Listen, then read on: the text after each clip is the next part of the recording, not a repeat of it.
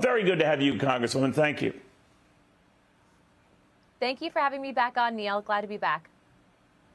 Same here. Let me get your thoughts, first of all, on Miami Beach. I know this isn't, and you had said, I believe it said, or your office has said, this is not indicative of all of Florida. Certainly, Florida has one of the lower crime rates among booming states. I get that. But this is giving people pause, and they're thinking, gee, maybe I shouldn't come. Are you worried about that?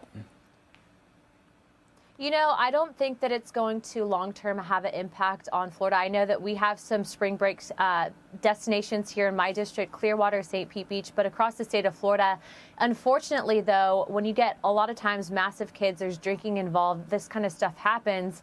And I just want to be really clear about something. We have some of the bravest law enforcement in the country, and I think the governor's been pretty straightforward about how we do back the blue. And so this type of behavior will not be tolerated.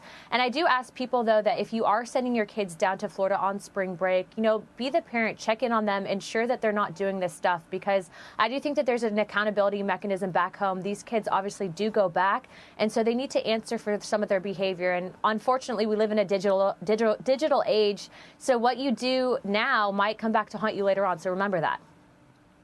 Yeah, no, it's a very good point. Congressman, one of the things I heard, too, is that obviously the deluge of people owes as much to the deluge of people who've been moving up to Florida, and that the more people come in, the more likely this type of thing could happen. What do you think of that?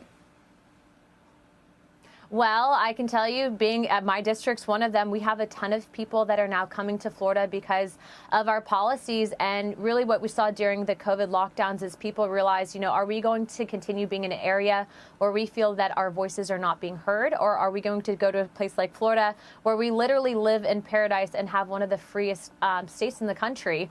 And so I think as soon as people get here, part of the reason why they're coming here is because they want strong law enforcement communities. They want safety. They want good schools for their kids.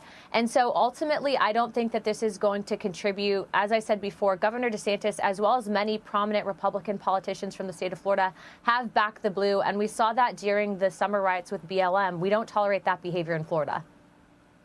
I got it. I'd be remiss. You mentioned Governor DeSantis. So almost all indications are, Congressman, he's going to run for president. Do you think he will? Do you think he should? You know, I really respect Governor DeSantis, and I will continue to support him as my governor here in the state of Florida. But I think right now, especially with what we're seeing happening, what we saw transpire over the last week with the Manhattan DA, you know, President Trump is, I believe, the leader that we need right now. And I say that because what I've learned in politics, Neil, is that right now we need a strong leader who will really keep countries like Russia and China in check. We need that strong leadership and to have respect on the world stage. And so I look forward to a future run for Governor DeSantis, but I've already supported and I will continue to support President Trump for 2024. So I raised that question with you because I don't think it's going to happen today, but he had mentioned a lot to his supporters that he was going to be arrested today. That does not seem to be in the works. I don't know when it could be in the works, whether a potential grand jury indictment over an alleged payoff to a porn star happens. But the fact that he had urged protest and you know, his supporters to show up and help take the nation back, what did you think of that? Well, in that response, I said that people absolutely have the right for peaceful protest.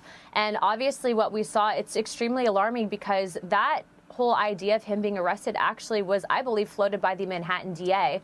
So being that, one, these charges are outside the statute of limitation, this does seem like it's very much so politically motivated. But I want to put this in perspective that anytime this happens to any president, especially someone who's, again, running for office and has been such a target for the weaponized leftist justice system, I think that that's extremely alarming for any Republican or conservative, in fact, any party in general. It shouldn't be happening in our country. And I think that this is a very dangerous time because it does show that there's a double standard that exists in the justice system. And that's something that, regardless of party affiliation, I will always continue to stand against. Got it. Congressman, thank you very much. We'll keep an eye on this and whether anything materializes. But to your point, it does not look like this incident, this indictment, arrest, whatever you want to call it, is going to happen today. But we'll keep an eye on it. Congressman, thank you very, very much.